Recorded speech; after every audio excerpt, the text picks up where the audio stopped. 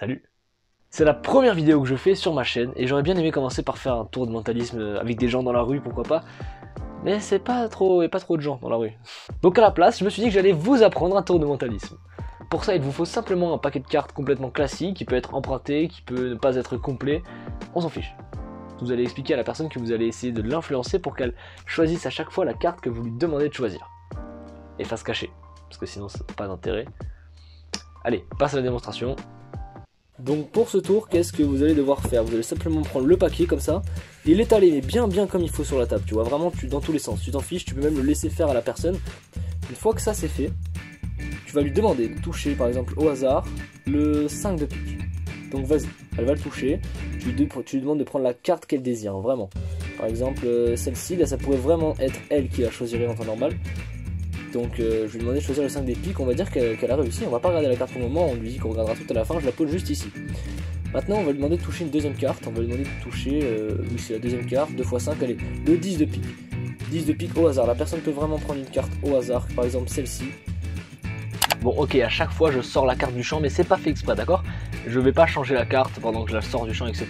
Vous allez comprendre comment ça marche après, mais c'est pas, y a pas d'embrouille là-dessus. Allez, c'est parti. Je pose les deux cartes juste ici, toujours dans le champ de vision du spectateur.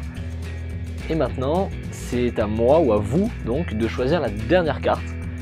Et donc on va dire au hasard qu'on va choisir le 10 de trèfle. Et donc je vais la prendre, voilà, je vais la mettre de côté juste ici avec les autres. Donc on a nos 3 cartes, et si vous vous rappelez bien, j'ai d'abord demandé au spectateur de toucher le 5 de pique, puis le 10 de pique, et enfin j'ai dit que je prendrais le 10 de trèfle.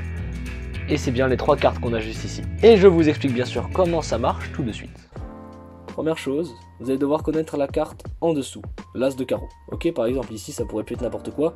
Si je coupe le jeu, en dessous on aurait une autre carte qui est ici, le 10 de pique. Bon, par hasard on a le 10 de pique ici. Maintenant une fois que vous connaissez la carte qui est en dessous, de n'importe quelle façon, vous pouvez mélanger tout en gardant connaissance de l'emplacement de la carte du dessous. Donc à partir de là, vous demandez au spectateur de toucher le 10 de pique, mais en réalité il peut prendre n'importe quelle carte. Par exemple ici, le 9 de cœur. Mais vous savez que le 10 de pique il est là. Et donc vous avez juste à regarder la carte que le spectateur vient de choisir sans lui montrer bien évidemment. Donc là, c'est ici le 9 de cœur, vous retenez le 9 de cœur.